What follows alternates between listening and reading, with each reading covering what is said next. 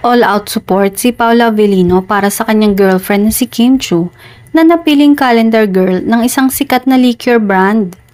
Pinatunayan ni Paolo na siya ang #1 fan ni Kim dahil buong puso niya itong sinusuportahan sa lahat ng ginagawa niya. Bukod dyan, nagkomento naman ang ilan sa mga fans na siguradong sigurado na si Kim ang bagong endorsement. Ang wika niya sa comment section, super deserve.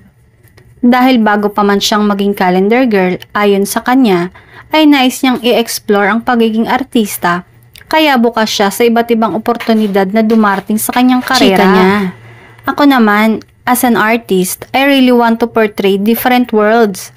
I like to do different things. I like to innovate. I like to improve myself when it comes to my craft. So, I really want to parang hasain pa kung ano pa yung makakapagpabuti para sa craft ko." Aniya pa.